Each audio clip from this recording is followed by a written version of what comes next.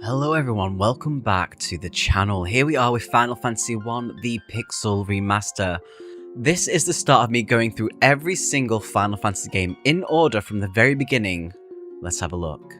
So, this is our party. We've got a warrior, a thief, a white mage, and a black mage. The classic setup. Each one's named after a friend of mine. Some are content creators, so I have links down to their channels below. Some are on YouTube and Twitch. But yeah, links are down below if you want to check them out.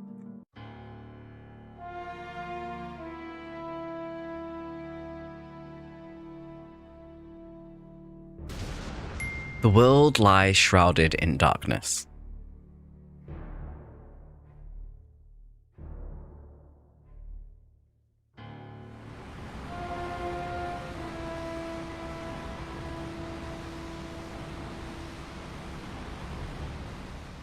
The winds die.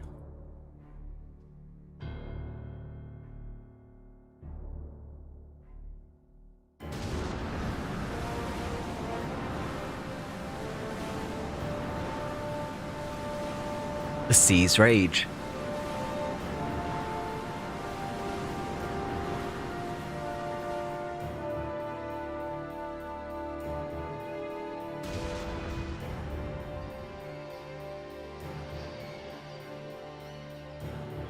The earth decays.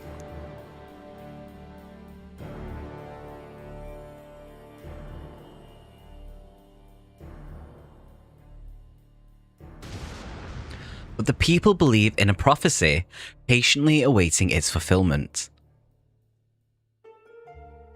When darkness veils the world, 4 warriors of light shall come. After a long journey, 4 young travellers did at last appear.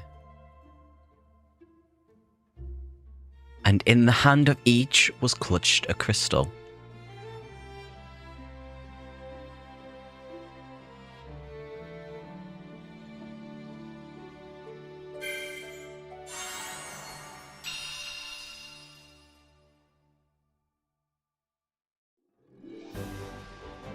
Now, here's something I absolutely did not know when I first played this as a kid. You have to manually equip everything.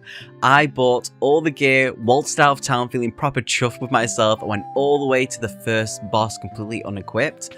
I fisted Garland to death with my bare hands. It took about 30 minutes. Most of the party died. We did eventually win, but I was sitting there going, why am I only doing 1 HP a hit? It never once occurred to me that the equipment wasn't automatic. So yeah, take that as you will.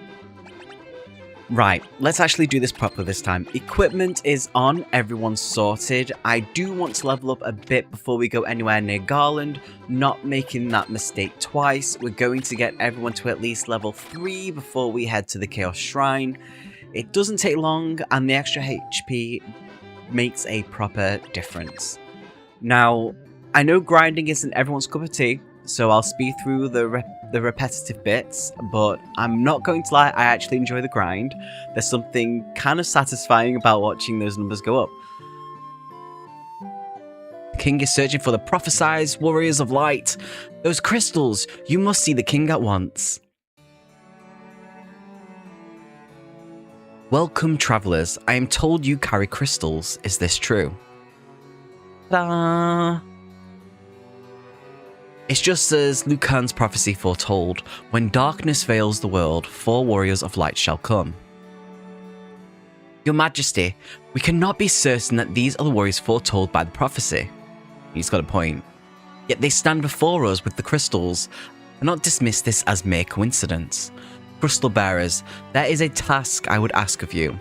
Will you rescue my daughter Sarah? Garland, a knight once in His Majesty's service, has abducted Princess Sarah. I ask for your aid in the name of His Majesty the King of Cornelia. Garland has taken refuge in the Chaos Shrine which lies to our north. Of course, we did attempt to save the princess ourselves, but Garland is the finest swordsman in the kingdom. We have none who can match him. I've heard that you wish to journey to the continent to our north, even. The bridge leading north was lost long ago, making passage impossible. If you can rescue Sarah, I will have the bridge rebuilt as a token of my gratitude. Go now, warriors of light, and do not fail me. And that's it. This is the start of our adventure. And we can actually run a little bit faster here. There's nothing else that we actually need to get. So we can just... Let's do our first fight. Let's just do it close enough. Yeah, just so we kind of get the, the understanding of it. When I first ever played this, I literally just used to hold the attack button down, not realizing that in the original, it would, if you killed something and you still had them attack that first one, they will not automatically go to the next one. So I'm unsure if they're going to do it on this one.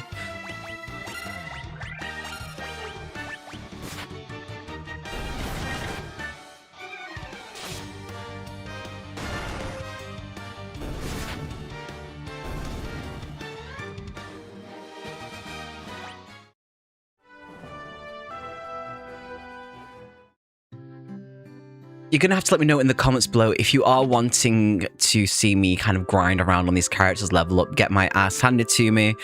Definitely let me know down below. Otherwise, we'll just kind of like record it, but we'll kind of speed them up quite a bit so you don't have to watch me fail, grind, cry a little bit to myself.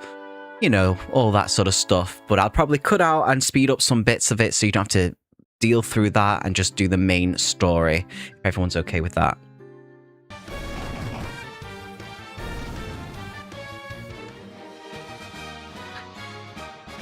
There we go, we are level 3. So what I will do is I'll actually go back, we will rest, and we will make our way to Garland. Right, level 3. Let's go find Garland. The Chaos Shrine is just north of Cornelia. Can't miss it. I'm saving my magic for the boss fight because the trauma of fisting him still resonates deep within my mind. These random encounters along the way are mostly wolves and imps, nothing the warrior and thief can't handle with regular attacks. Now, inside the shrine, there are a few chests scattered about. Some of them are locked, and we won't have the key for those until later, so don't worry if you see ones you can't open. But there's a leather cap in one of the unlocked chests, and I'm giving that to our warrior. He's the main hitter, so he needs the protection. Also, if you're playing this yourself and you ever get lost, talk to the dancers in town. They know more than they let on. The King's Dialogue gives you the main quest, but the dancers fill in the gaps.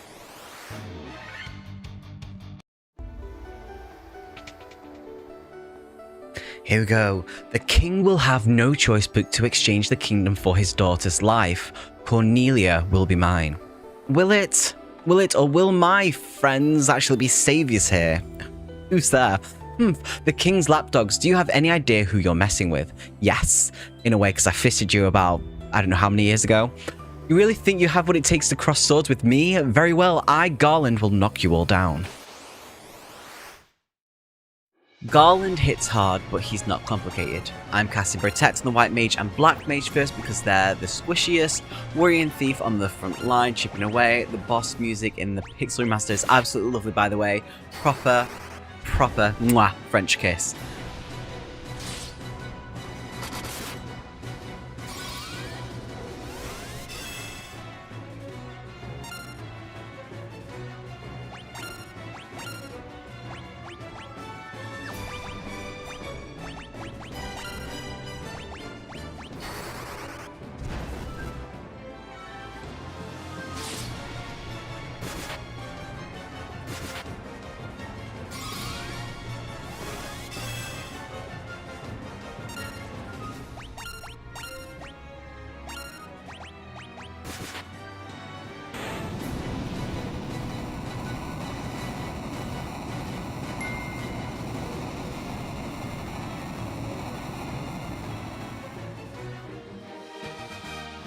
And he's down much faster when you actually have a sword equipped.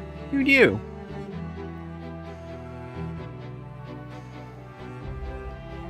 You've come to rescue me.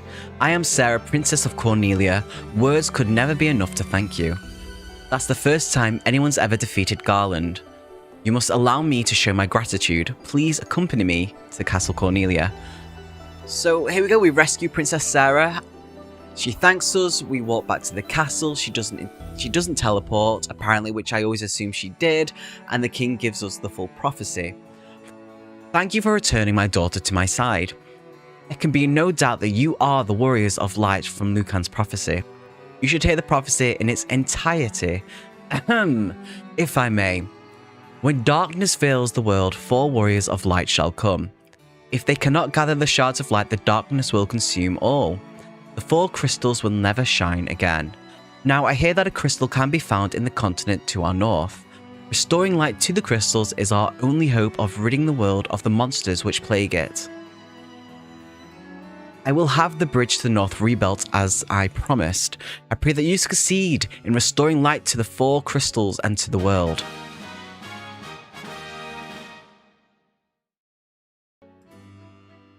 There we go, that's it.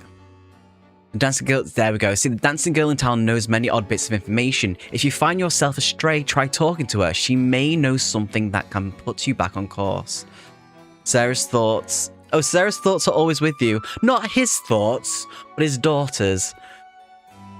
This loot has been entrusted to the Princess of Cornelia for many generations. The princesses.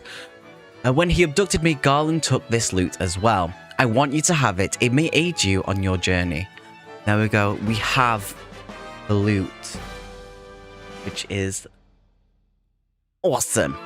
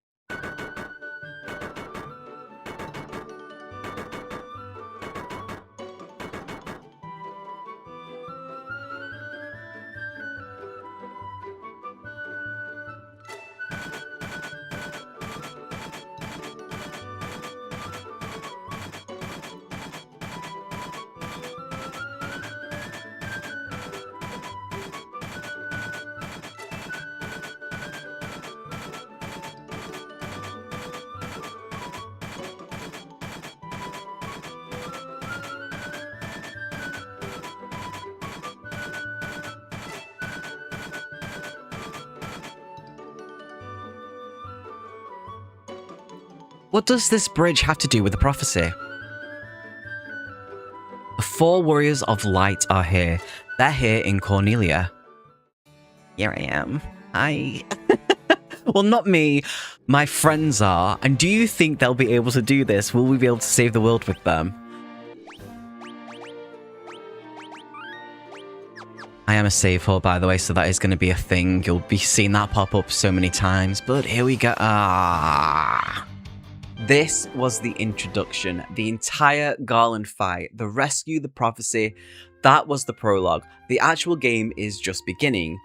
When I saw the bridge scene as a kid, my mind was absolutely blown. I've been playing for what felt like hours and it was only the start. And that's the thing about Final Fantasy 1 that I think gets overlooked.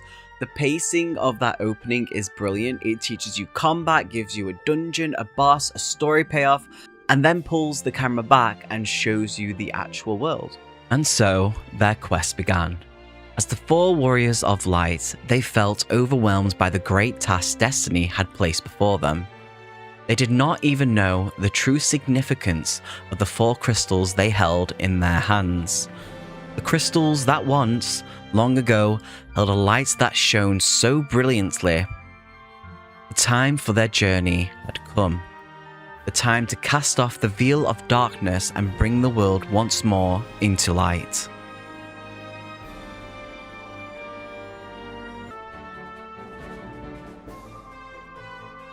Before we head to the next town, I think it's called Pravoka. I'm probably butchering that. I want to make a quick detour. There's a cave to the northwest called Matoya's Cave. Matoya is a blind witch, and she's going to be important later in the story. Right now, she can't see a blasted thing because someone's nicked her crystal eye. She's probably grumpy about it. I would be too. But getting her on the map now means we can come straight back when we find her eye. Plus, there's some decent loot in the chest here. Can't go wrong with, a few free potions because I'm probably going to need them. Also, fun bit of trivia, in the original NES version, when you talk to the brooms in Matoya's cave, they'd say a bunch of nonsense words, but if you read them backwards, they actually told you how to bring up the world map. The map wasn't always in the corner like it is now. Proper clever bit of design for, what was it, 1987 I think?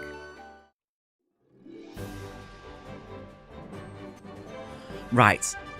And this is where we're going to leave it. We've got the loot, the bridge is open, Matoya's on the map, and the real adventure is about to begin. Next time, Pravoka, our first proper town, and whatever chaos awaits us there.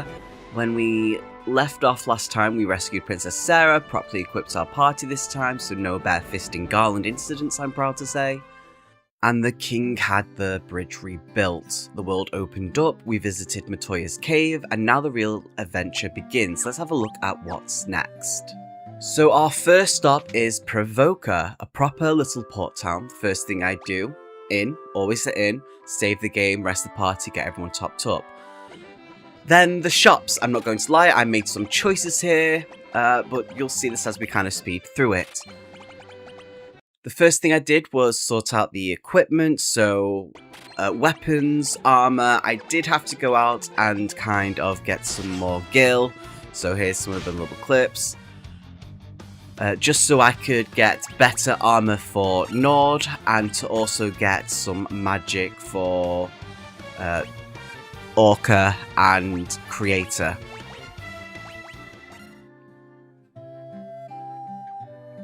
So one thing that I didn't take, which I think I should recommend, is the spell Temper, because that actually boosts up your attack.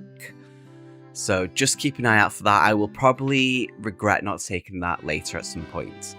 But one thing I think is a very good thing to take is the Null Bolt, which reduces lightning damage. So here's the situation with Pravoka. Pravoka has a pirate problem, and if you go to the northwest corner of town, can't miss them. They're the only characters that actually look interesting, and it's the 3 pirates that are stood together. You've got cannonballs of steel to be taken on the great pirate Bick. All them boys. Oh, kill them boys. So basically, in this little, what's the place called? Pravoka, pirates have taken over, and we're basically about to free them. Aye aye, Captain, will make their bones go crunch. And we go into our first mini-boss battle. Now, 9 versus 4 doesn't sound like great odds, but there's a trick. You put them to sleep. The Black Mage casts sleep, and if you're lucky, half of them drop before they even get a swing in.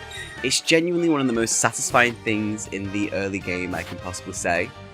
You're just watching pirates kind of collapse mid-fight. And then you kill them! Yeah, while they're asleep. All 9 of them, one by one. Look, I'm not proud of the giggling I did when I first figured this out as a kid, when that happened. But it happened. They had it coming. You know, they've been terrorizing Pravoka. We're Warriors of Lights. We're basically doing community service, so take it as what it is.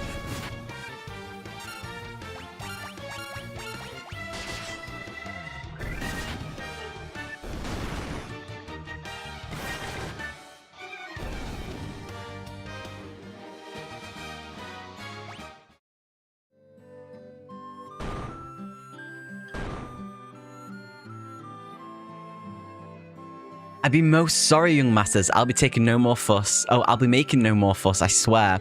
I want you to take me ship for your troubles. Can you find it in your heart to forgive an old pirate? So, Bick, to his credit, takes the loss well. He just hands us his boat, so I'm quite happy with that. And here is the ship. This is where Final Fantasy I properly begins. Everything before this, the Chaos Shrine, Garland, the bridge, that was the prologue. The ship changes everything. We're not walking between 2 fixed points anymore. We can go anywhere the water touches, in a way, because there's other things we can get to travel better. Now, there's something about this moment that I think I got lost if you didn't play it when it was new. In 1987, this was mind-blowing. You spend hours in this one little corner of the world thinking this is the game, and then suddenly the camera pulls back and there's an entire planet. It's the same feeling I described in part 1 with the bridge scene, but the ship doubles it. The bridge showed you there's more out there. You know, the ship lets you actually go find it. I do spend a solid few minutes just sailing in circles because I could, no destination, just wind and sea and terrible pixelated waves, and I absolutely love it. So yeah, you dock at a little port south of the continent and head west, and there it is, Elfheim and the Elven Castle.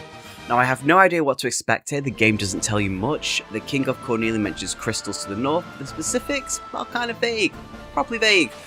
That's the thing about Final Fantasy 1, it gives you direction, not a map marker. You have to talk to people, explore, and piece things together.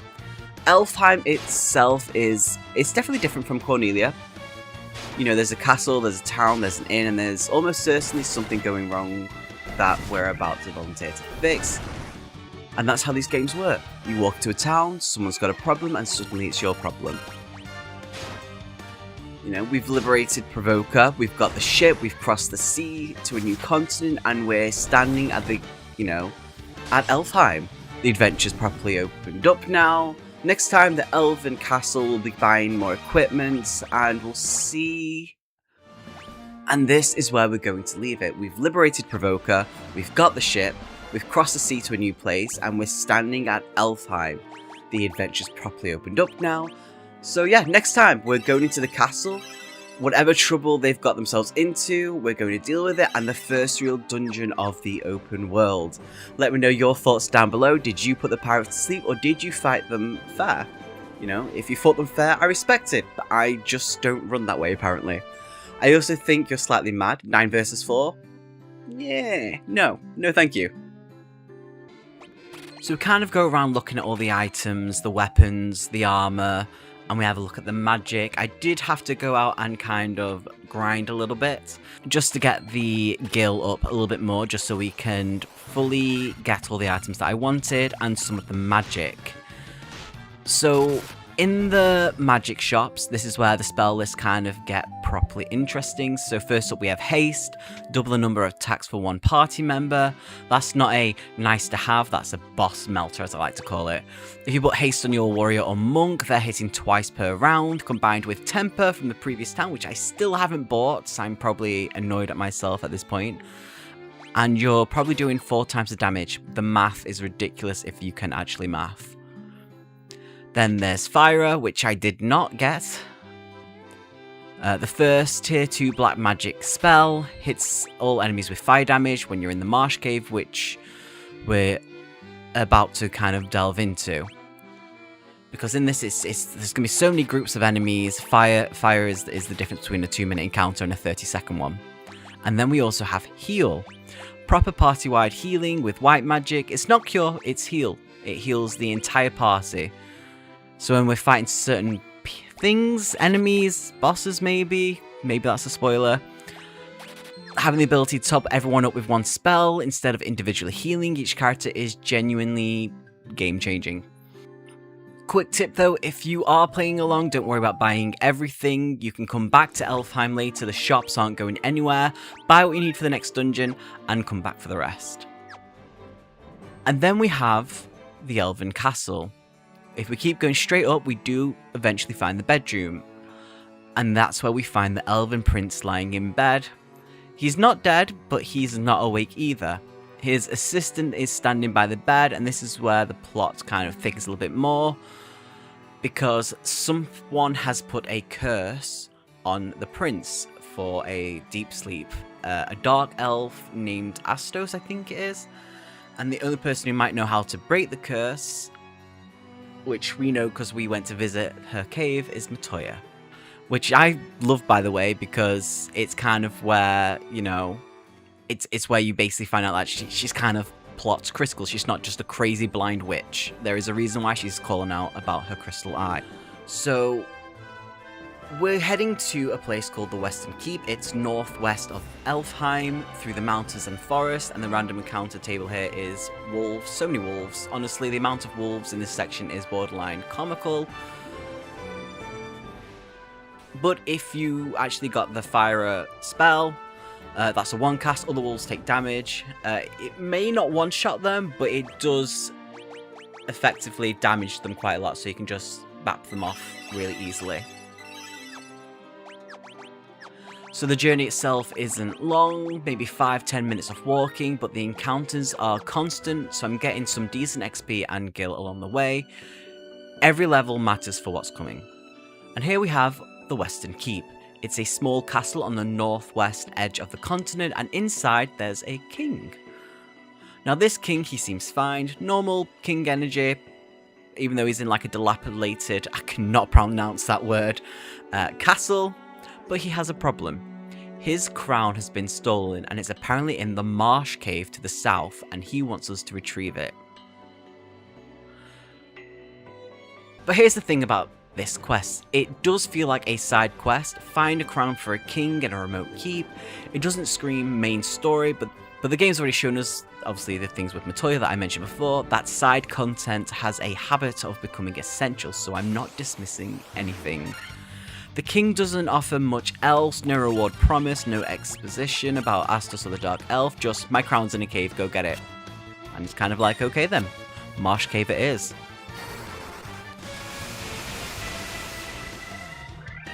So Marsh Cave, like I said before, is south of the Western Keep, and it is exactly what it sounds like, a hole in the ground surrounded by wetlands. The Pixel Remaster music here is unsettling in the best way, so just soak this in for a quick moment. I will shut up here.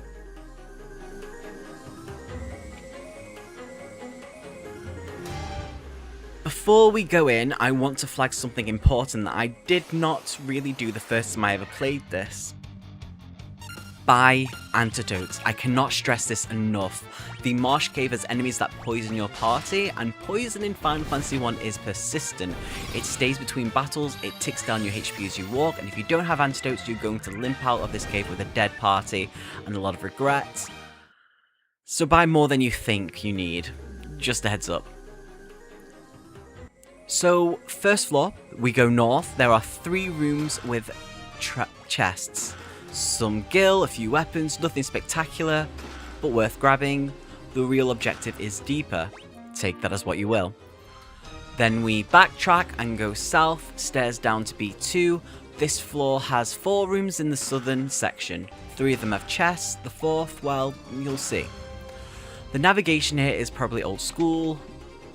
On the original one, there was no minimap markers, no quest log telling you which room has what. You just explore, open chests, and hope you're going the right way. I generally maybe got turned around once or twice, walked into the same empty room 3 times maybe.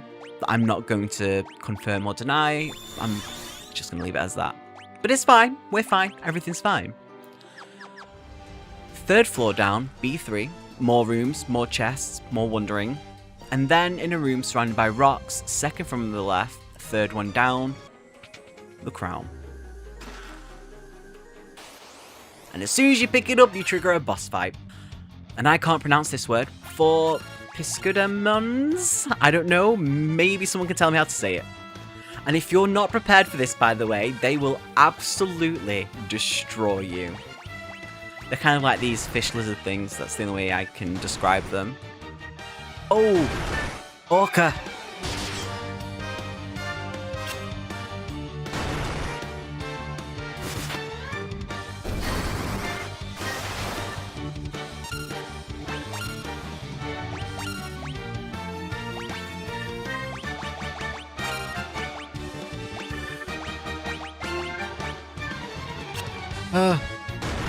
Oh!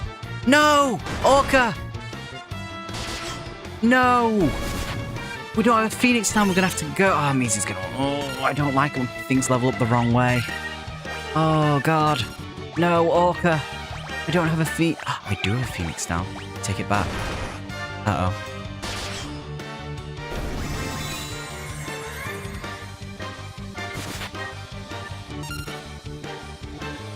Die.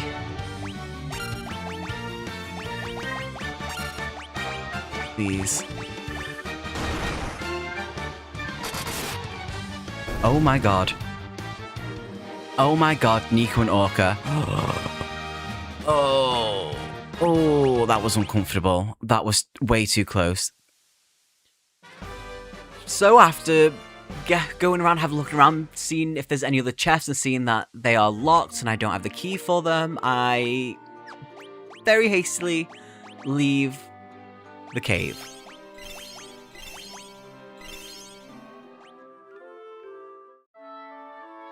We go to Elfheim Inn, everyone's healed, MP restored. Well, I say MP, our magic slots, because it's based off Dungeons & Dragons, very much. Our spells are back. With a crown in hand, we march back to the Western Keep. I feel really heroic.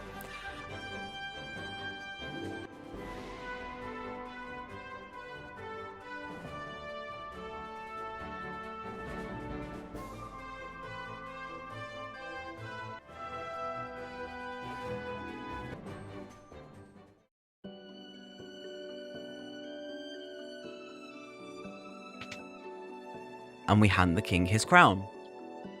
And then he laughs. Not a grateful laugh.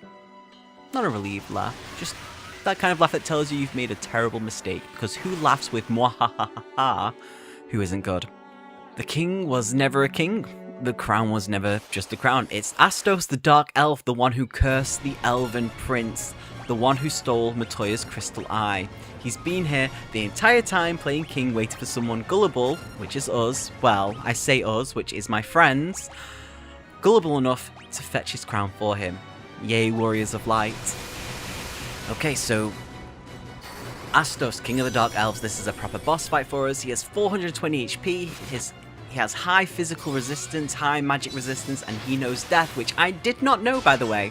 A spell that can instantly kill a party member. And if death lands on your white mage, you're in serious trouble.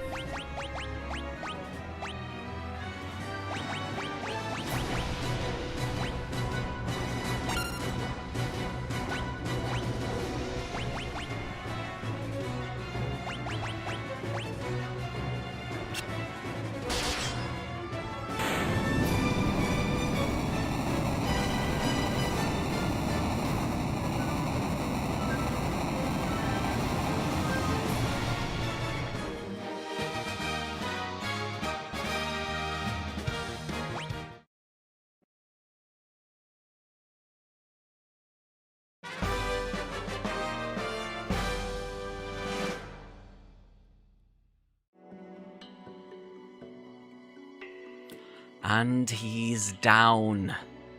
Astos drops the crystal eye, Matoya's eye, the thing we've been chasing since the beginning of this episode, which we didn't know originally, in a way, and a decent chunk of gil and XP. Not bad for what's essentially a royal betrayal.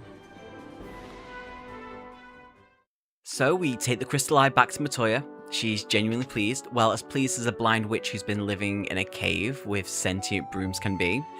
She gives us the Jolt Tonic. There's nothing really that happens with that. It's just basically here, go, be gone.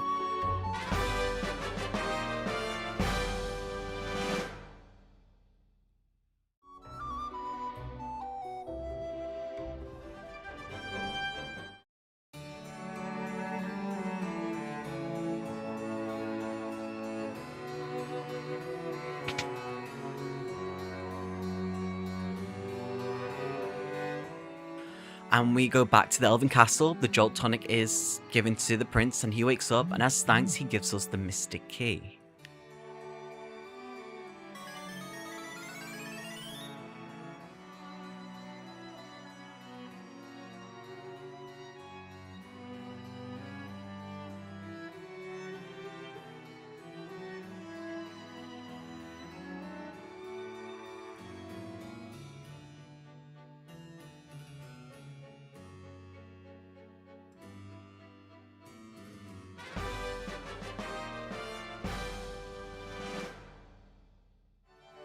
Mystic Key.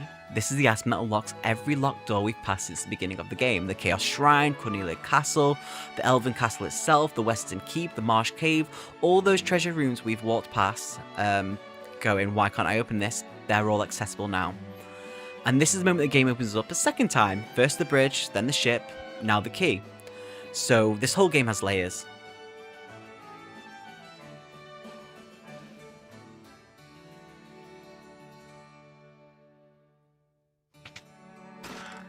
And this is where we're going to leave it.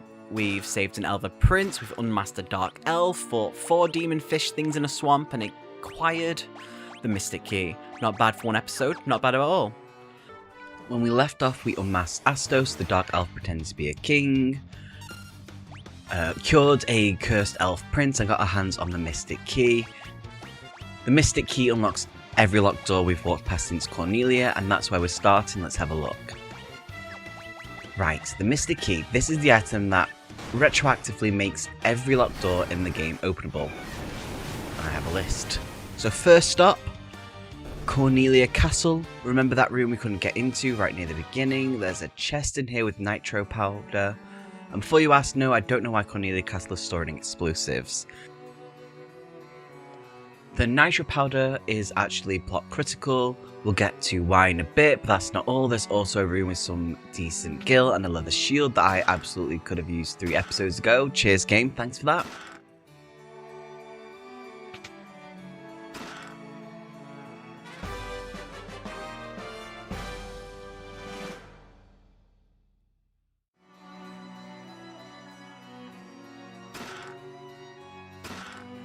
Next, the Chaos Shrine. We go all the way back to where we fist fought Garland. The locked rooms here have some proper loot, a rune blade for the warrior. That's a genuine upgrade, some gold, a couple of potions. Nothing earth-shattering, but the rune blade alone is worth the trip. We've already been to the Elven Castle. That's, you know, the locked treasury, more gil, more elixirs. The elves clearly have better taste in locked room contents than Cornelia.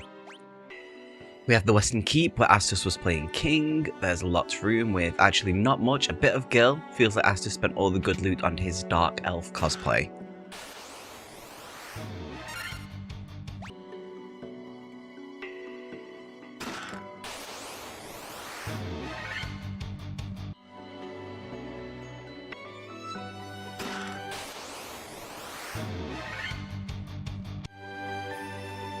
And finally, we go back into the Marsh Cave.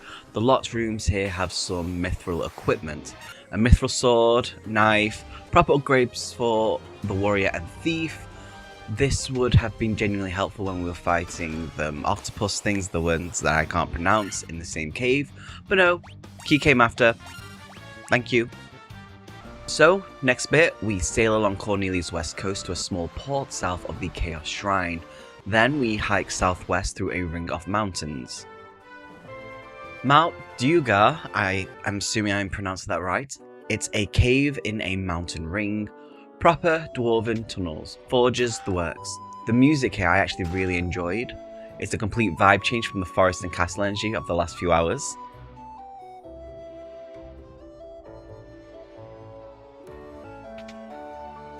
First thing, we use the Mystic Key on the big locked door in the south. Behind it, chests, weapon, armor, gil. Dwarves don't mess around about their loot. It's practical, it's solid, and I'm quite happy with what I get from it. Then we talk to the dwarves, and there's a bloke called Smith. Blacksmith. Proper dwarf energy. He mentions something called adamantite. Apparently if you bring him adamantite, he can forge an amazing weapon out of it. He's very specific about it though, so that's clearly plot right there. But the dwarf we actually need is Nerik. Standing by a dead-end tunnel in the south area, he's got nitro powder envy. Apparently he's been trying to get his hands on some, and we just happen to be carrying explosives from the Cornelia Royal Vault.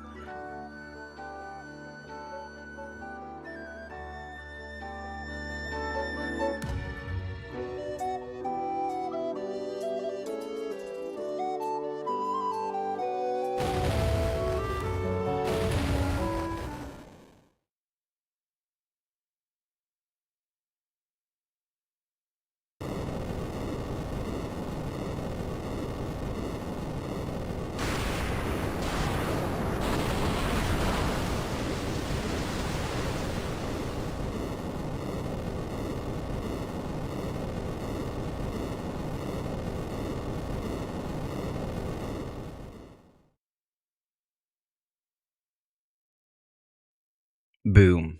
He blows open a canal. A whole new waterway. Carved through the continent. It connects the sea we've been sailing to a completely new ocean on the other side. This is the third time Final Fantasy has expanded the world. First the bridge, then the ship, now the canal.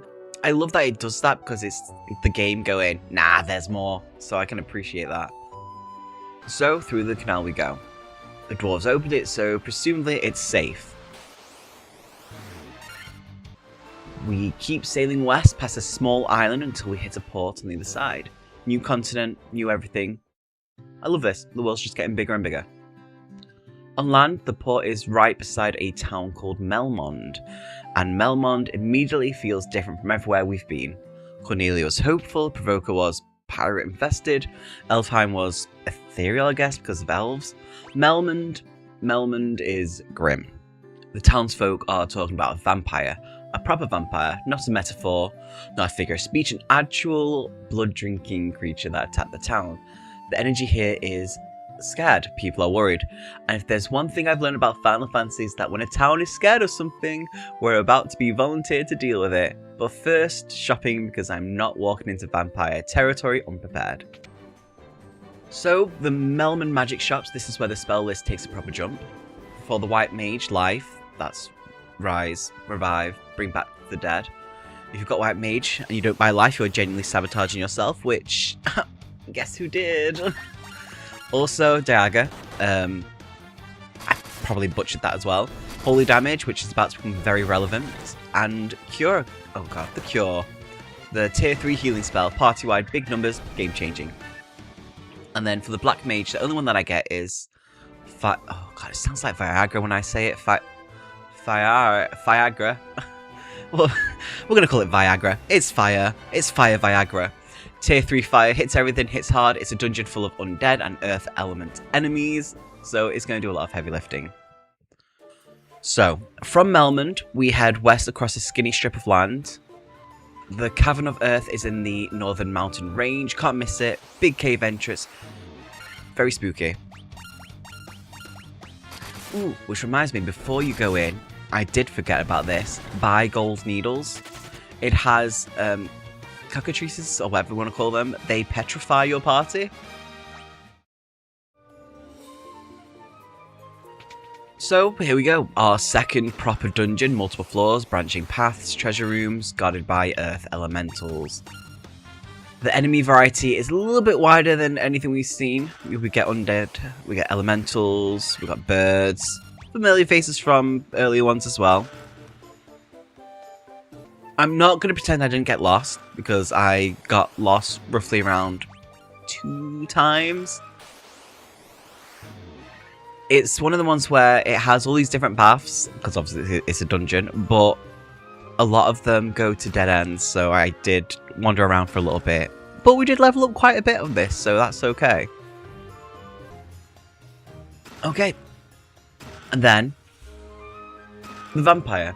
We're deep in the caverns now, following a tunnel south, then east, then north into a room, and there it is. Not a boss door, not a cutscene, just a blue bat that's actually a vampire.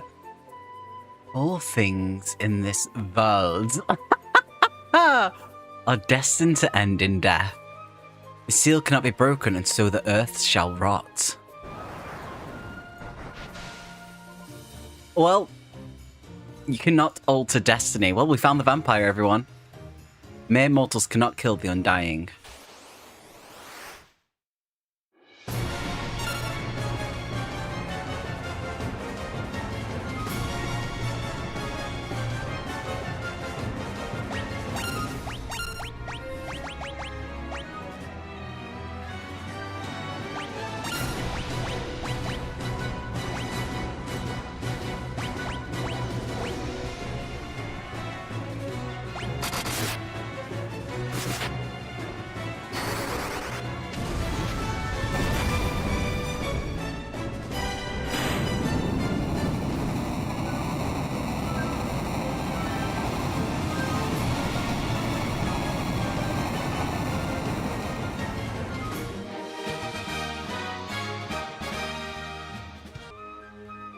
And we defeat it.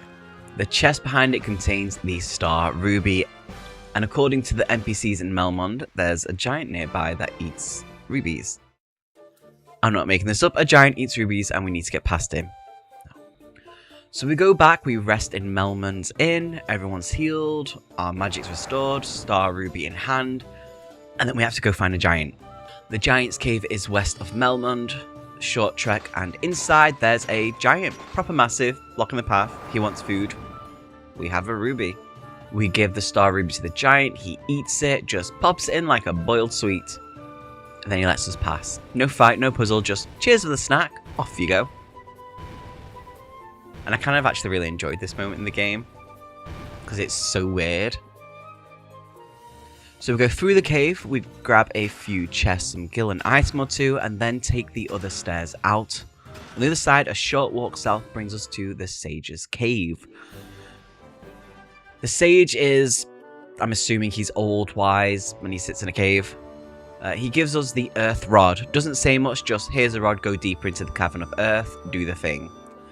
The Earth Rod, this is the item that lets us reach the deepest part of the cavern we were in just before, past where the vampire was. The plaque on the ground that was just taunting us earlier, the Earth Rod activates it. So, back to the Cavern of Earth, we retrace our steps all the way down past the vampire room to the plaque on the ground.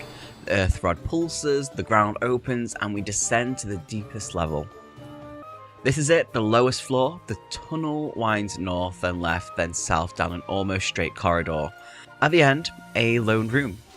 No treasure chest, no NPCs, just something waiting. The Lich, the Fiend of Earth. The first of the 4 elemental fiends we need to defeat to restore the crystals.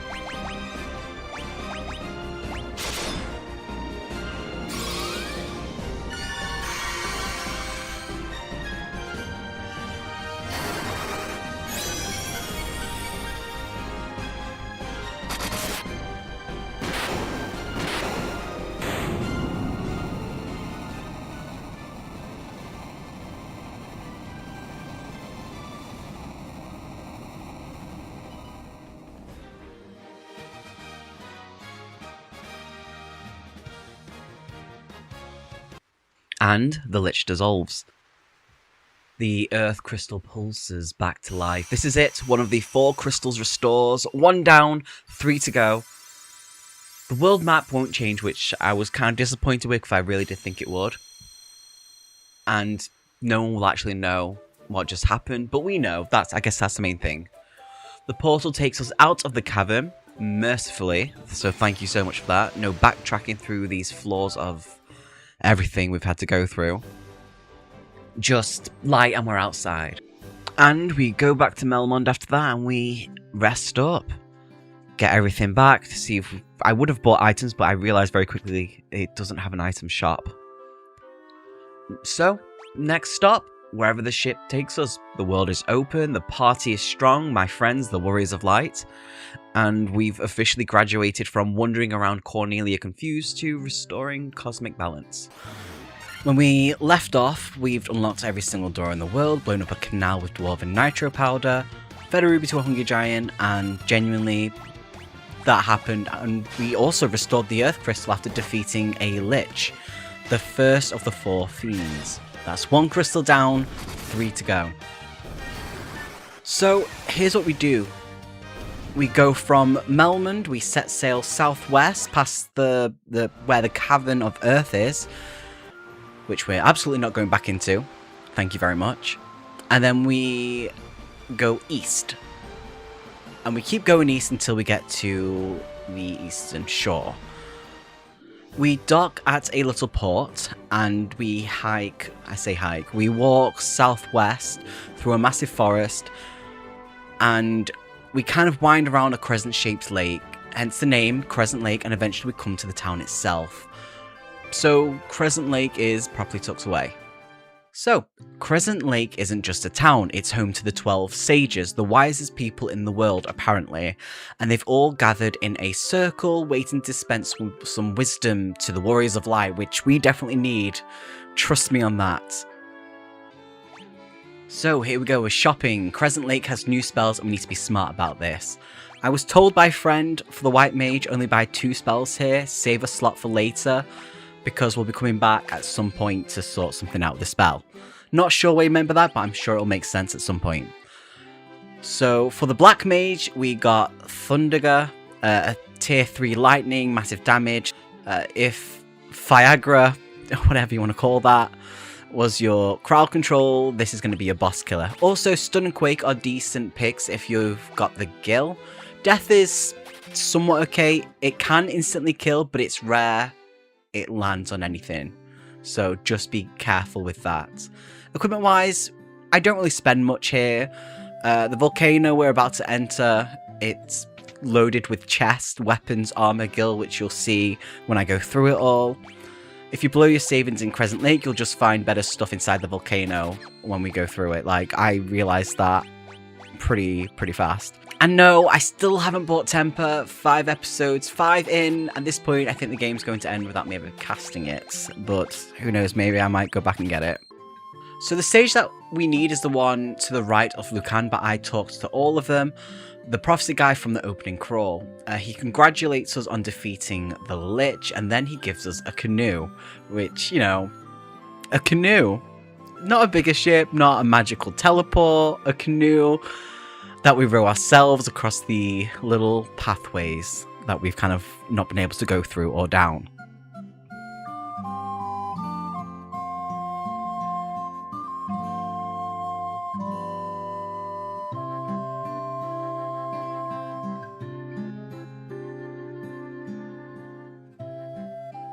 So yeah, the Warriors of Light, prophesied saviors of the world, bearers of crystal, slayers of the earth fiend, climb into a tiny wooden canoe and paddle. And I love it. I genuinely love it.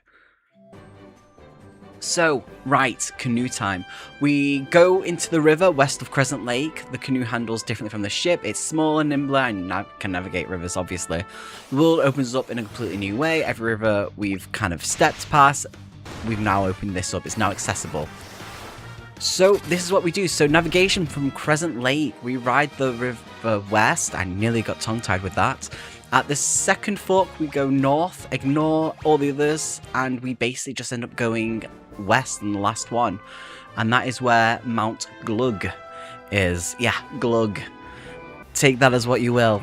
Let me know about that. There's also the enemies that are in the water. They do have high XP, and I did spend some minutes kind of going around to level up and get some gil from them.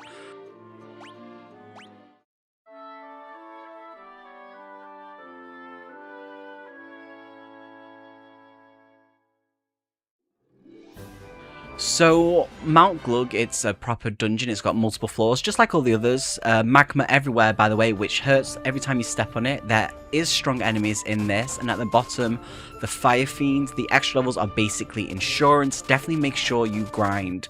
I love grinding in games, but I know it's not everyone's cup of tea, but really just take the moment to do this here. This is, you know, you need to do it. And I know some of you are thinking, just go in underleveled, it's more fun. Go kill your Warriors of Light. I don't want to. I don't want to. People can be braver than me. I want my party to survive. I've grown attached to these idiots, trust me. So here we go, Mount Gulg, the volcano, home of the Fire Fiend. Same sort of music as before, it's nice, I enjoyed it. Let's just take a moment to listen to this one, just like all the others. And as you can see, as I show you walking around, the floor is magma. You know, stepping on it does hurt you, 1 HP per party member per step. It's not a lot, but over a dungeon, it is gonna hurt quite a bit. So just make sure you've got enough items to go through all these things. So the first floor is straightforward. We basically go straight west, a bit north, stairs down. Quick, easy. Yeah, that was the first floor. Pretty easy. Second floor, this is kind of where it gets a bit generous. So you go through the nearby door, you head north to the first intersection. West for a chest, south for another, zigzag path, west for a good sword. Proper upgrade for the warrior, and it is going to help a lot with this dungeon. Then we can go east until you hit a wall, then there's north, west again until another wall. 2 more chests visible, but you've got to wind south and around to reach them. Then west to the wall, south to a room, absolutely packed with treasure chests. This one floor has more chests than some entire dungeons we've been through already. So there's equipment, there's skill, there's weapons. It's like the game's basically saying, listen, this is going to be a little bit more difficult, this one. You need to be geared up. And I didn't really complain about this at all. So the next floor is pretty magma heavy and chest free. There's nothing to collect. You just have to go through it. It's simple and you know, you just keep going through.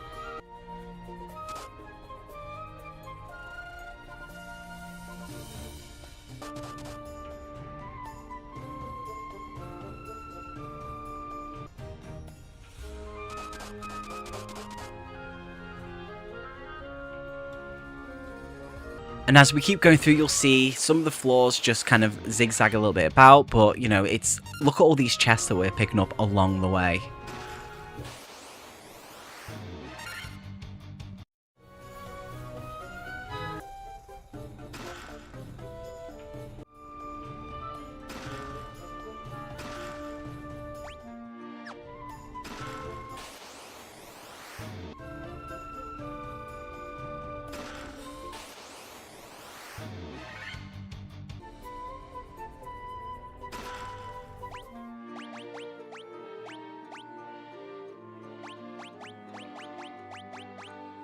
After going backwards and forwards just a little bit, we do get to the final floor.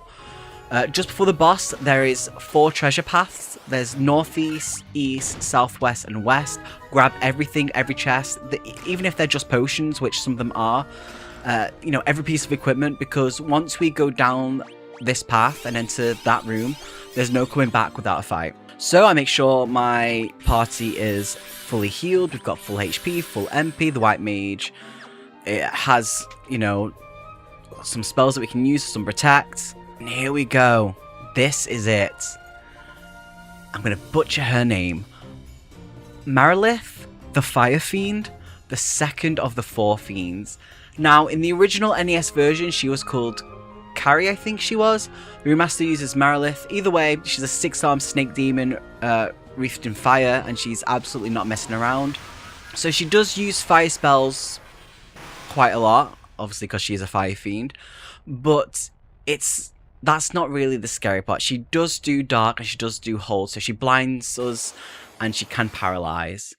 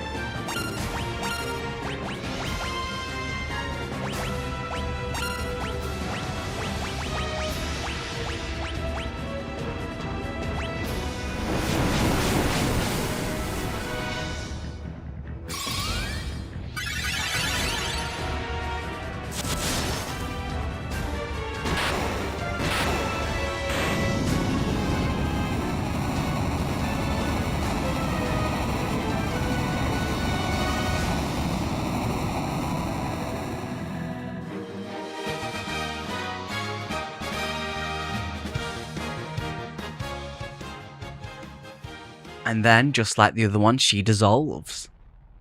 And the fire crystal pulses back to life. And that's 2 down, 2 to go.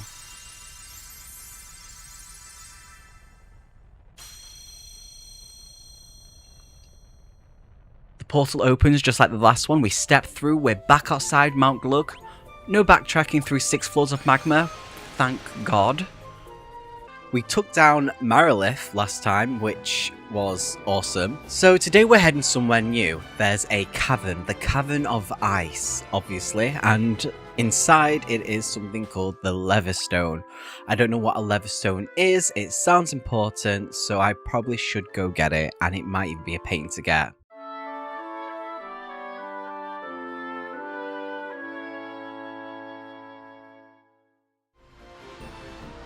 Right, so what we do is we sail north from the port, we get the canoe out, we go up the river on the west side, all the way up, and there's a fork, 2 paths going west. We want the lower one. And as we take that, we go back down south and we come to a little place, and here we are, Cavern of Ice. I mean, it's called the Cavern of Ice, which suggests, I'm just guessing here, that it might be a bit nippy, so keep them nips covered and protect yourselves. Don't want to poke anyone's eyes out.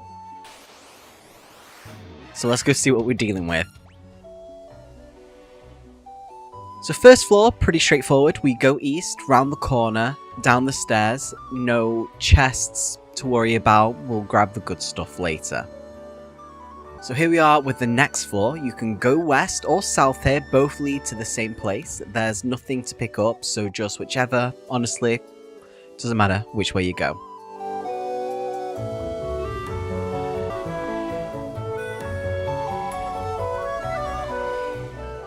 Now this is where it gets a bit interesting.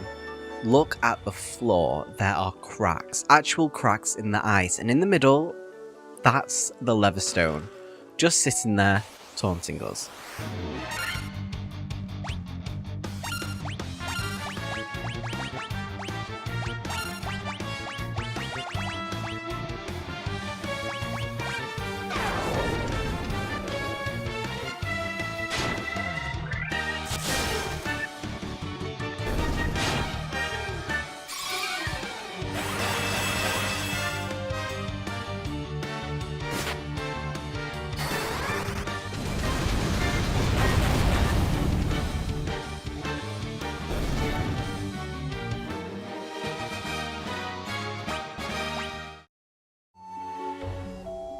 Obviously, I can't just walk up and grab it.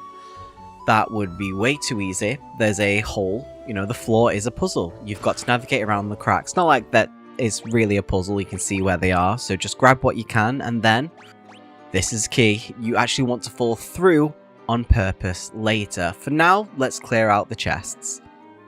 So here we are. We've got 2 chests. The Levistone is still there in the middle, but we can't reach yet, so we actually have to go into the crack. And of course, undead, because what's a nice cavern without a pile of skeletons or undead things? Right, if you have a white mage, Dia spells will absolutely wipe them out, and if you don't, fire works, so black mage or red mage, whichever you've got.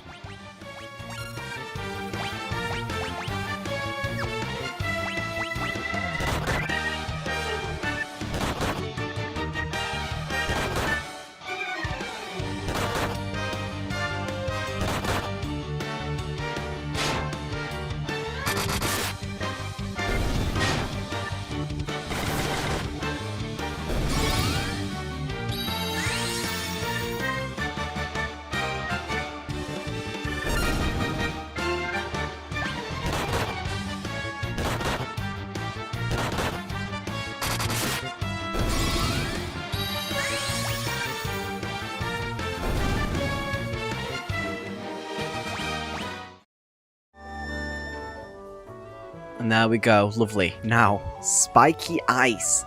This is exactly like the magma back in Mount Gulg. Every step hurts the whole party, so move quick, don't really take your time with this and walk around in circles. Grab what you need and get off it. So there's a little room here, 2 chests, grab them, then double back.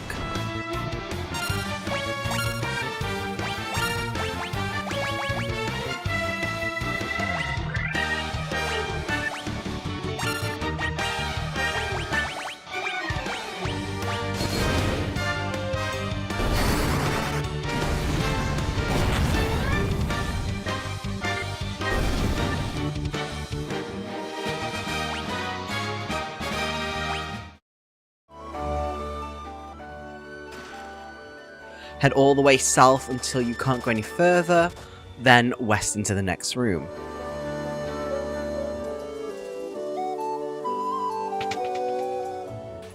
This room is just Gil, loads of it, which is lovely, so yay for that. But the best thing that I've noticed about this is not every dungeon needs to be stressful, and this one is definitely not a stressful dungeon.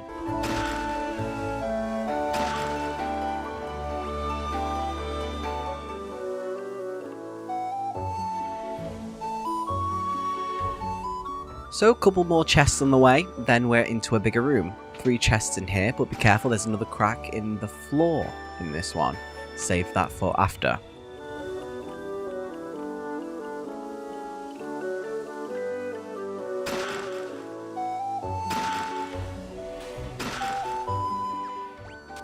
Alright, this is it, Levistone time. Step on the crack, avoid the others.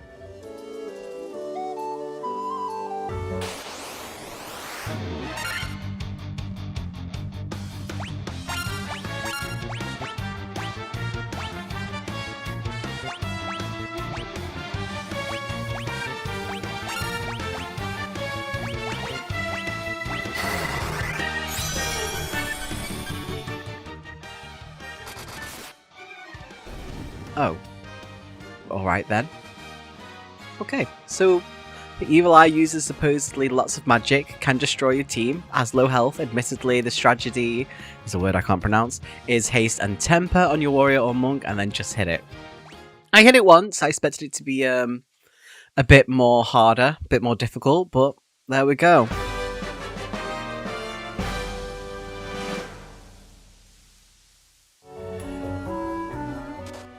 I'm a bit, I don't know what to say. I stocked up, I rested at the inn, I had a whole strategy, and then one hit, that's it, that was the boss. I'm not going to lie, I'm a little bit underwhelmed with that one.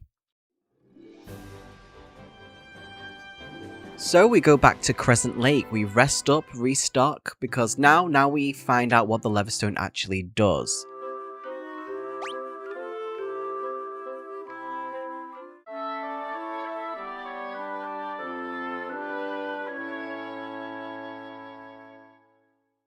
There's a tiny desert directly south of Crescent Lake. The Lycian Desert. I'm probably butchering that, let me know down below. Nothing special about it, just sand. But if you walk in with the Levistone,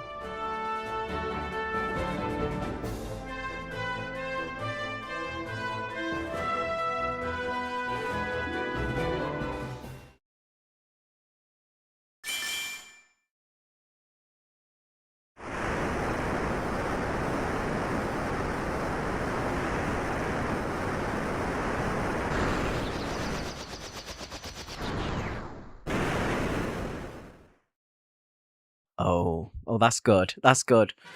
So we can fly. We can actually fly. The airship is... Look, the airship in Final Fantasy is always a moment in every game, but this is the first one, the original airship moment, and it's still exciting. Even now, even in a pixel remaster of the 1987 NES game. And look at the map, we can go anywhere. Obviously, there's a catch. You can only land on open plains, but still, the whole game just opened up. Everywhere we couldn't reach before is now reachable. And there's one place in particular we are going to have to go to. But today we're going to somewhere that sounds unnecessarily, I'm going to butcher this word because I cannot pronounce it, so sorry in advance. Ominous, that's the word. There we go, got there in the end. The Citadel of Trials. We need something called a rat's tail. I don't know why, I don't know what it does, but apparently it's essential, and apparently there's a dragon involved, and I'm excited because I do like dragons. Also, and this is the bit I'm genuinely excited about, if the rumours are true, we might finally be getting class upgrades. Warrior to Knight, Black Mage to Black Wizard, the whole thing. Let's go. The Citadel is in the northern central area of the world. You can reach it by ship or airship, but we just got the airship, so obviously we're flying. Land on the west tip, walk up and around, canoe across the river, and there it is, Citadel of Trials.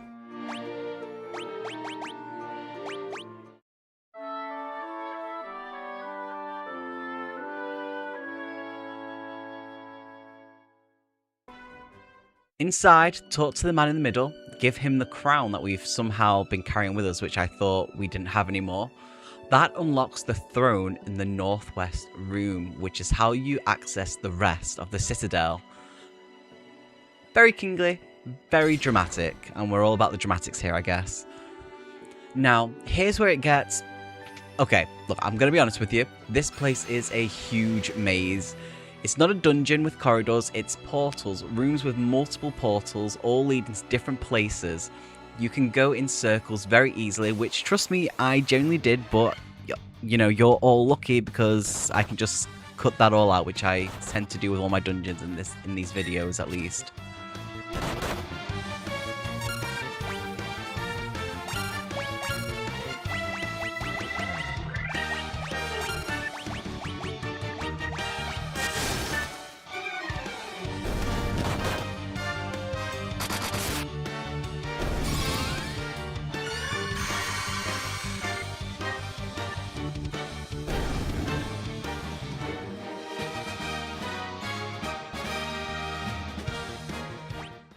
So yeah, I got lost multiple times. So here's the route. First portal. Then another single portal. Then a room with 2 portals on the left. Take the lower one. Around the short wall, next portal.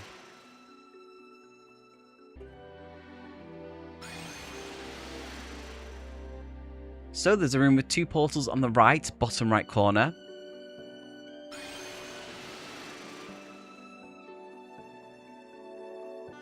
Through the hall to the portal at the south end. Then, and this is the one I missed 3 times, in the room where you start in the southeast corner, take the portal on the right side closest to you. That one specifically, that one. Not the other one, I took the other one, don't be like me.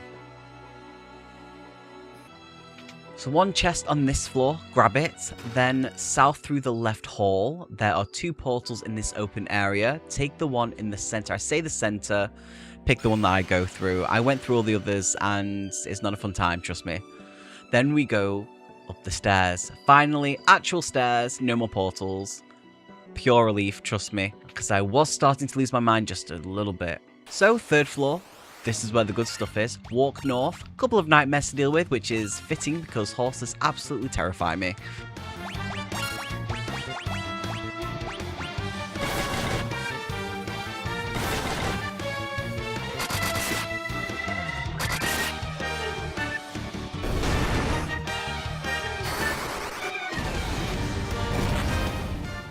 And this first chest has the healing staff. Anyone can use it to heal the whole team. That is genuinely useful. Proper find. Success. More chests in the northwest corner. More in the south and then east.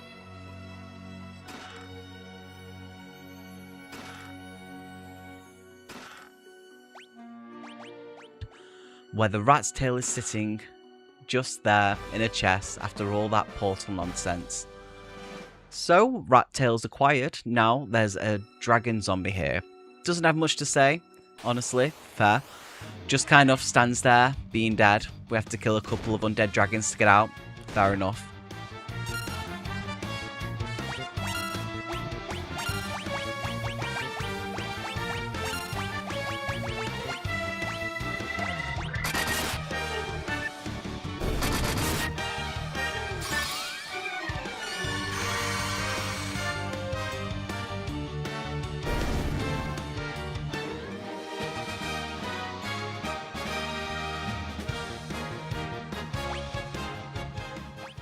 So, dragons dealt with, thrown back to the first floor, out of the Citadel.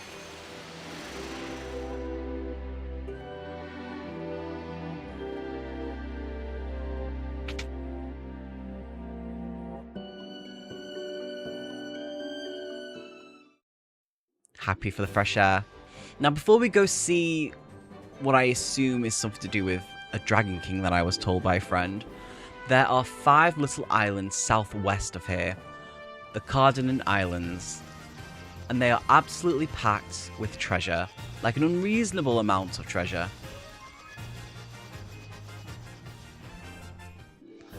So, furthest right island first. Cave has 2 rooms, lots of chests, grab everything.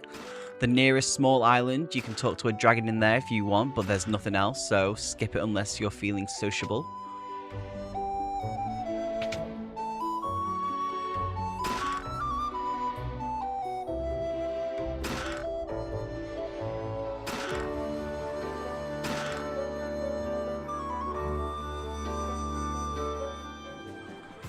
So then we have the Marshland Island, 3 chests, leftmost island, another cave, 2 more rooms, 3 more chests.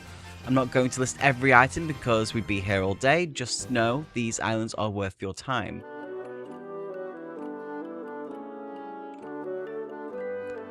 I'm basically rich now, so that's always a good time. So, right, the island with 2 caves. Enter the eastern one, long tunnels, 2 floors, and at the end, a room full of crosses, and in the middle of that room, King Bahamut, which is one of my favourite dragons in the, if you're going on with all the other Final Fantasies, one of my favourite summons. But yeah, this is it, the moment I've been waiting for since we kind of started this playthrough. You're given the rat's tail and he upgrades your entire party, everyone, all at once. Warrior becomes knight, thief becomes ninja, monk becomes master, red mage becomes red wizard, white mage becomes white wizard, and black mage, you guessed it, becomes black wizard. And these aren't just like cosmetic changes. The knight gets white magic up to level 4. No, 3 I believe, sorry. Actual healing spells on your tank, so even better. The ninja gets black magic up to level 4 and can use equipment the warrior used to monopolize, so even better for us because we have quite a lot that we saved. The master just gets new clothes, but he was already absurdly strong. If you do have him, he doesn't need any weapons at this point, I believe. The mages though, the mages are the real winners. The red wizard gets spells up to level 7 and more equipment. White wizard unlocks the rest of level 7 and all of level 8, the strongest healing and protection magic in the game. Black wizard, same thing, level 8 spells, the big ones, flare, holy, you know, the stuff that ends bosses, which I'm excited I need to go find now. So, Citadel of Trials completed, Rat's Tail delivered, class upgrades achieved, the entire party is transformed, and I genuinely feel like the game has shifted into its final act. So last time, Bahamut promoted us, we are now knights and ninjas and wizards. Very fancy, very powerful, well, in reason. But powerful means nothing if you don't have the spells backed up, and that's why we're here in Gaia. So Gaia is tucked away in the northeast, surrounded by mountains. Looks like nothing, but inside level 7 and level 8 magic, the real stuff. And it cost so much skill. So for the white wizard, we're wanting Cura for party heals. I'm going to butcher all these spell names and I'm so sorry. Diaga, whatever you want to call it, for melting undead. And Holy for melting everything else. Not all for elemental protection. Leave 1 level 8 slot open. There's another spell later. And then we have the black wizard. We're going for the frost attack, so Blizzaga. The rest of level 7 and 8 black magic is helpful but not essential. And same thing as before, leave 1 level 8 spot open for later. If you have the red wizard, you want to go for the same spell as the black wizard, and that's it. That's all you get. Bit sad, but you know, it's still a bit of magic. So the townsfolk keep talking about a missing Faerie, and I need to save 40,000. Yeah, don't know why, don't know what for, but the game's been very insistent about it, so there we go, untouched. Right, the Faerie. It's been taken somewhere east of here, a place called the Cavern. It's in a small patch of desert northwest of the big desert. There's a forest just east of it, land far south and walk north. The airship can't land on desert. And here we are, a man in a tent in the middle of a desert selling a bottled Faerie. I have questions, none of which will be answered. He also has some temporary stat tonics, strength, speed, that sort of thing. Might be useful for future bosses. Yeah, I don't know if I'm going to pick up a few. I mean, they're not that expensive, but we'll see. But the main thing is the Faerie. Poor thing's been stuck in a bottle. She is a genie in a bottle. I'm not even going to do that. No, I can't do that. Anyway, let's get back to it. Let's go back to Gaia. So we go back to Gaia, the Faerie breaks free immediately, flies over to the pond in the northeast corner, walk over, talk to them, they give us Oxale, which apparently lets us breathe underwater. So yeah, breathing underwater in an RPG that can only mean one thing, water dungeons! Yay! Not yay, not a fan of them.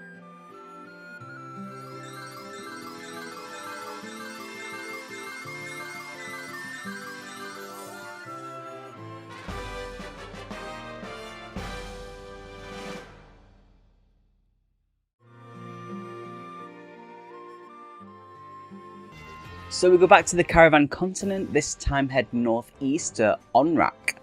It's a small town, not much to buy, but the magic shop lets your white wizard and black wizard fill all their level 7 slots. Null Death protects against instant death, is decent for the white wizard. Black wizard level 7 spells aren't amazing, but they might help. And red wizard can learn null magic. The townsfolk here talk about two places, the Sunken Shrine and the Waterfall Cavern.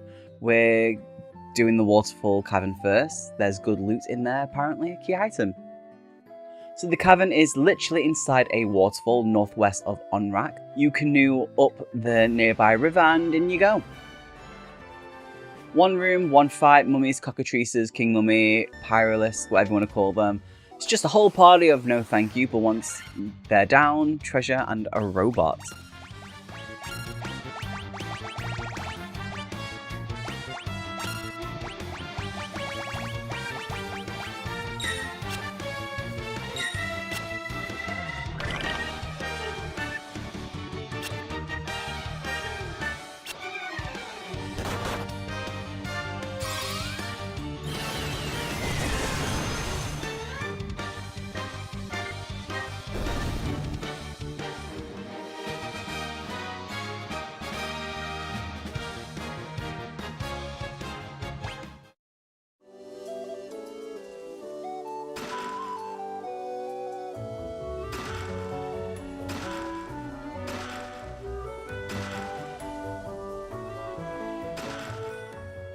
Give the ribbon to your main healer, white wizard or red wizard. It protects against pretty much every status effect.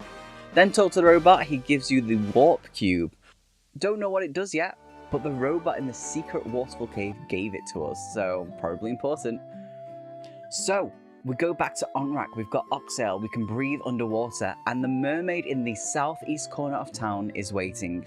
And, even better, she's got a submarine, the yellow one. Check that out. And she's going to take us to the Sunken Shrine. Dear God, why do I try? So, yellow submarine, bit on the nose, Final Fantasy, but I'll allow it. We arrive on the 3rd floor. 2 goals here. 1, find the Rosetta Stone. 2, defeat the Water Fiend. Thunder Magic, bring Thunder Magic all the way. Most enemies are vulnerable to electricity, and I'm absolutely not fighting a Kraken without it.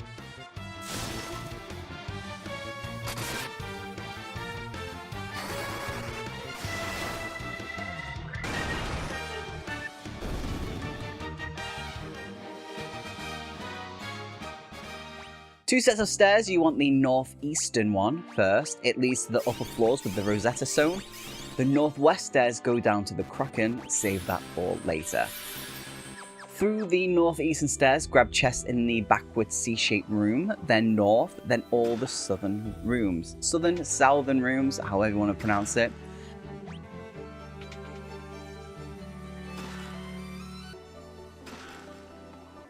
This floor's got mermaids, just mermaids, don't attack them, talk to them, they mention crystals and something called the Mirage Tower. Interesting. Filing that away. To reach the Rosetta Stone, go through the hall in the northwest corner around the west side, and there it is, Rosetta Stone. I don't know what it really does, but it's a key item, so mine now. All mine.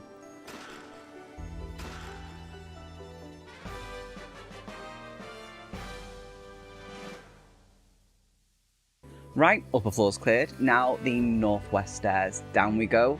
Time to find a Kraken.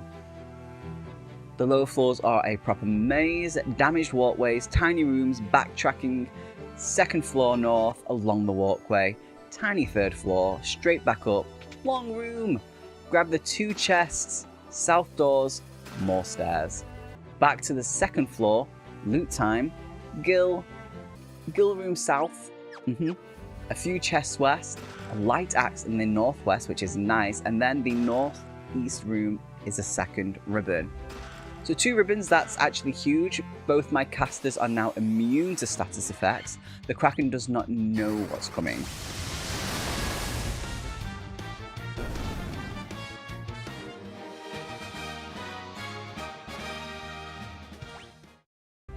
So, 1st floor, very large room, north through it, door on the west side, and then the room just north of it, where the Kraken waits, where the water crystal sits. And this is it, Fiend of Water, the Kraken. Just a heads up, the Kraken only uses physical attacks. That's the good news. Bad news, it hits hard, and it can inflict blind.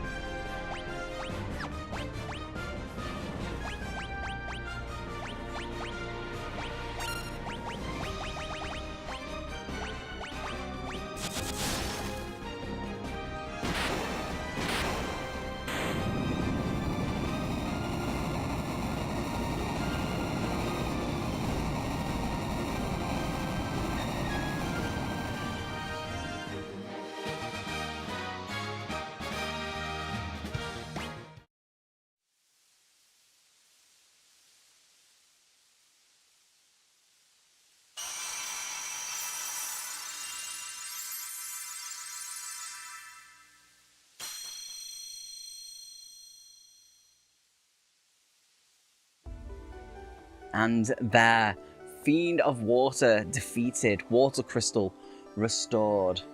And I like that because that was a proper fight compared to the Evil Eye, which I killed in 1 hit. So I genuinely needed a good little fight like that. The Kraken was a genuine little boss. Physical damage, blind status, that a whole thing. But with 2 ribbons and proper buffs, we go through it really easily. So, Gaia, Caravan, Bottled Faerie, Oxale, On-Rack, Waterfall Cavern, Warp Cube, Yellow Submarine, Sunken Shrine, Rosetta Stone, 2 ribbons and a dead Kraken. That was a lot. But we've restored the Water Crystal. And that's what, 3 down? The world is healing. We've got a Rosetta Stone and a Warp Cube. I still don't fully understand, but they're going to matter. Last time we killed a Kraken at the bottom of the ocean, restored the Water Crystal, got 2 ribbons, and we found something called the Rosetta Stone, which I've been carrying around with absolutely no idea what it does. Turns out there's a man in Melmond who knows. Dr. Une, however you want to pronounce that, northeast corner of town, and he can decode the Rosetta Stone and teach us the entire party how to speak, and I'm going to butcher this, Lufenian? Got it, nailed it. Lufenian, the language of an ancient civilization that we need to learn to talk to people in a town. I love this game.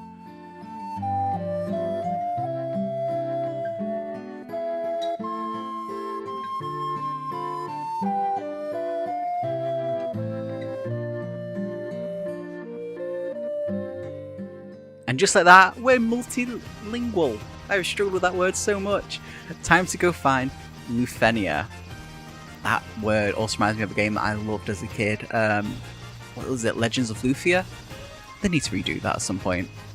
So Lufenia is northwest of Melmond, a strip of land east of the Big Desert. Land south of Gaia and walk through a lot of forest. It's tucked away, deliberately hidden. And here it is, Lufenia, an ancient city full of people who, until about 5 minutes ago, we couldn't understand apparently. Now we can, and the first thing they tell us is where to find the good magic. The spell shop is just outside the east corner, and it has exactly what we saved those last level 8 slots for.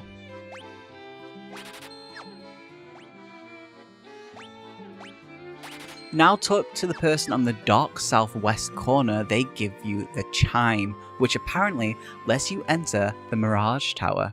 The Mirage Tower in the desert, which we're going to right now.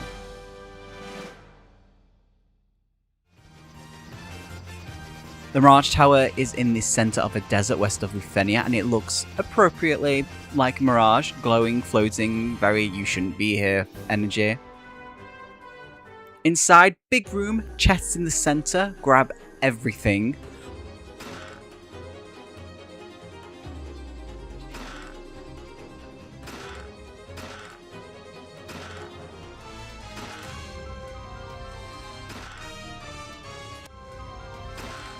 Then southwest doors, stairs up to the second floor.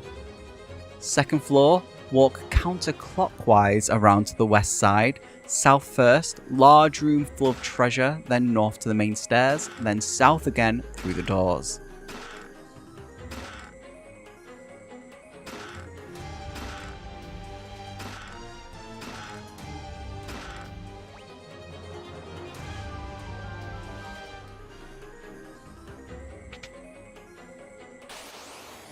And there's a dragon. A blue one. Of course there is.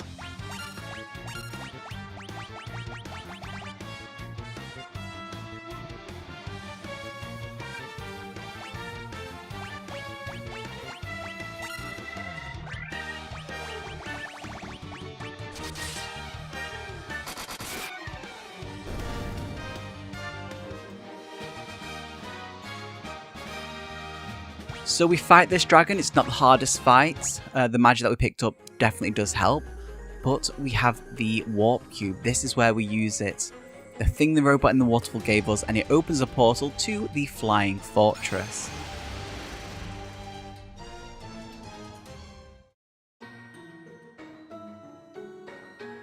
Now, before we go in, this is important. There is no save point in the Mirage Tower or the flying fortress. So if you need to heal, use the cottage. If you need to save, cast exit, leave the tower, save in the overworld, and come back. Which is exactly what I did not do, because I am a fool, and you will see exactly why.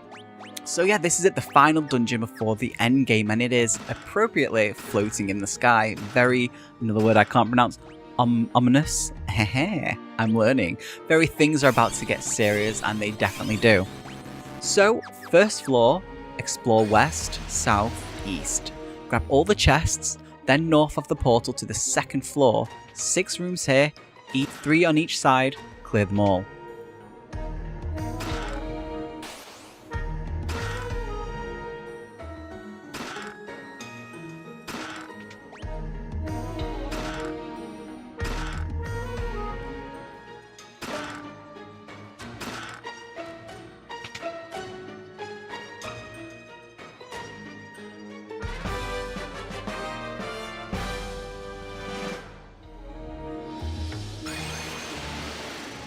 Third floor, Check the orb in the middle, it's got some interesting details. I'm not going to spoil it, but here you go, just pay attention to what it says and what it shows.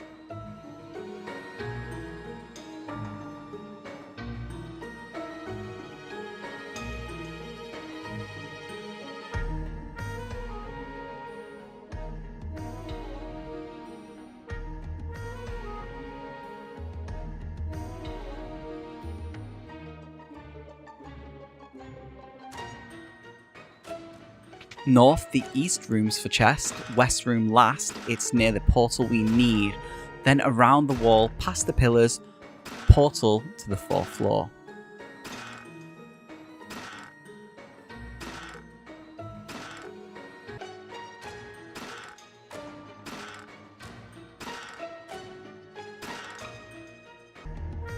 Fourth floor, very simple, just basically walk straight ahead.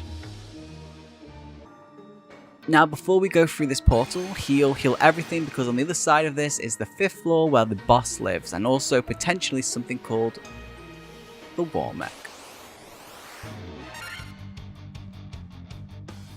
Yeah, look at this, the War Mech. If you've heard anything about Final Fantasy I's hardest fight, it's this thing, a random encounter on this bridge. 3 in 64 chance, and it competes with the final boss in toughness, which is weird, but yeah, look how well this went.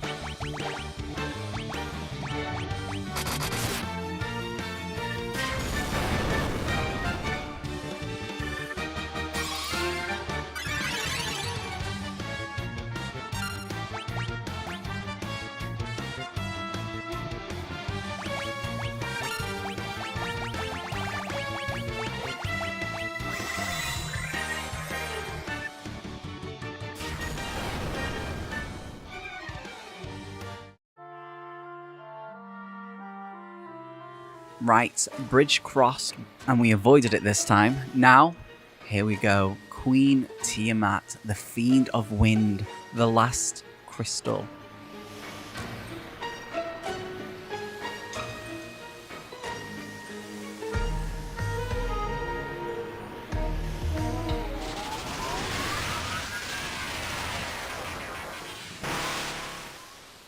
So Tiamat, resistant to elemental magic, uses elemental attacks that hit the entire party. and can poison you with poison gas. This is not going to be easy. Just a little heads up, Holy and Flare that we have are not elemental, so they will hit for full damage, just so you know.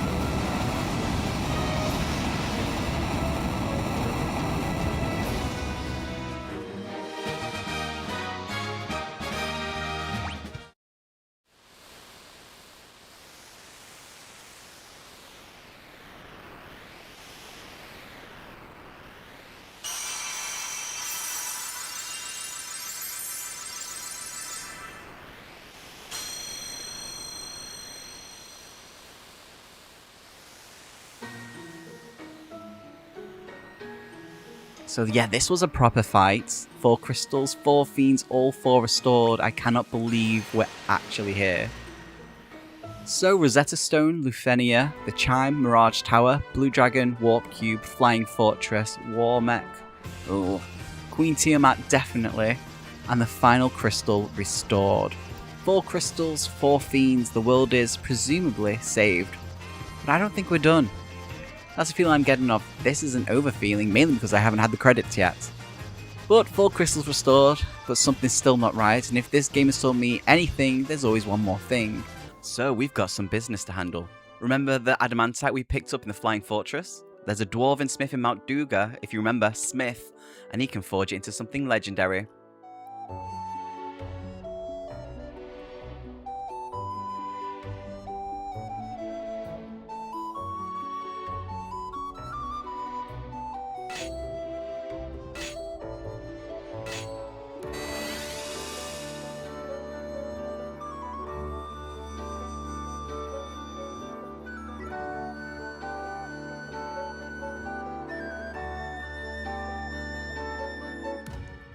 Excalibur, the legendary sword in the hands of our knights. That feels very correct. Very good, very nice. Now we go to Cornelia home, rest in one last time, and then spend every gil we have, because whatever is waiting in that shrine, I want to be ready.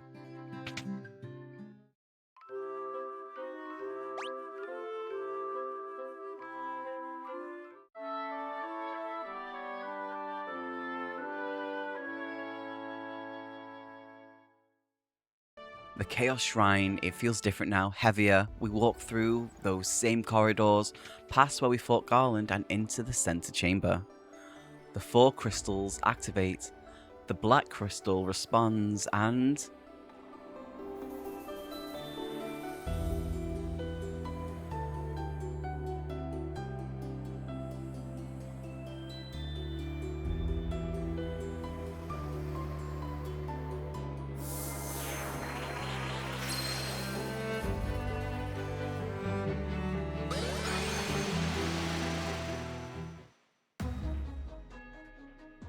we're 2,000 years in the past. 2,000 years before Cornelia, before the bridge, before everything. This is where it started, and this is where we end it. The past version of the shrine is wrong, it's twisted, corrupted, and it's full of things that want us dead. Death Eye in the central room, deal with it, grab the chests.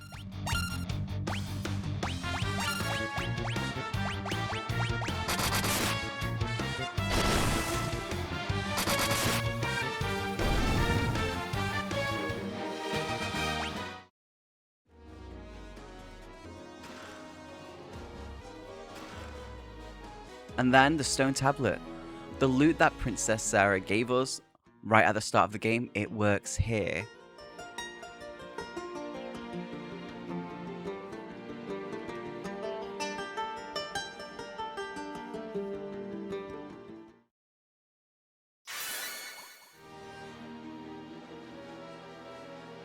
And then the basement.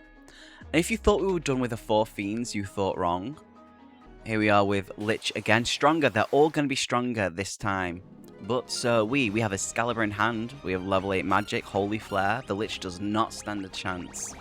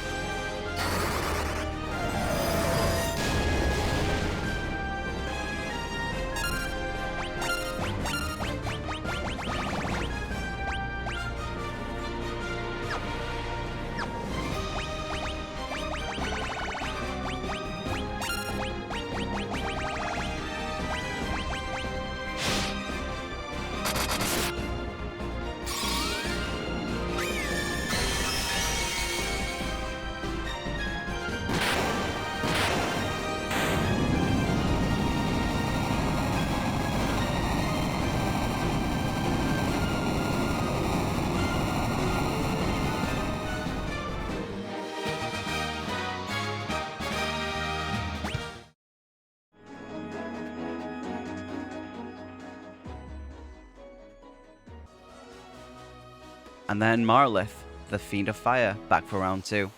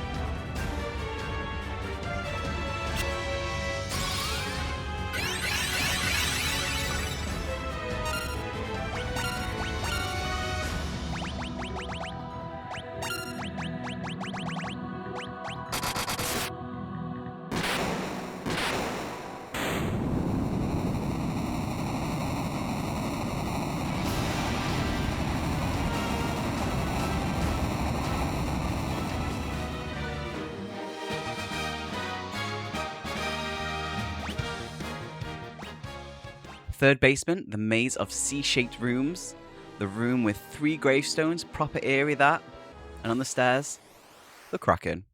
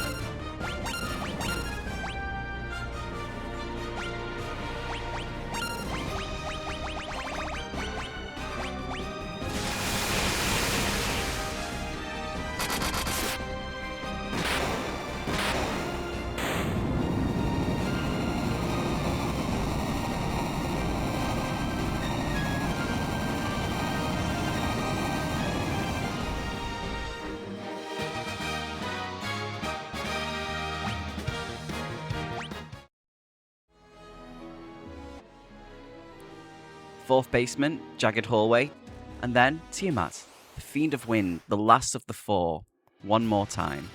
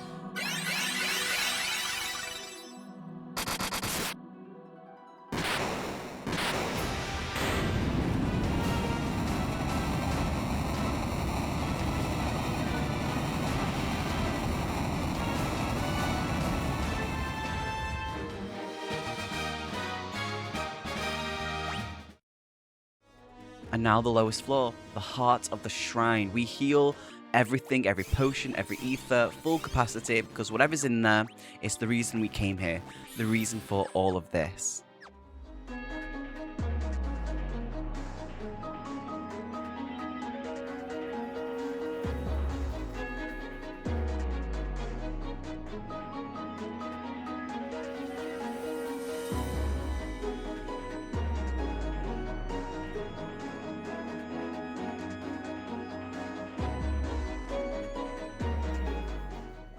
Garland, the first boss, the knight who kidnapped Princess Sarah, the one we killed right at the start. He's here in the past. Because we killed him in the present and the four fiends sent him back to become whatever this is.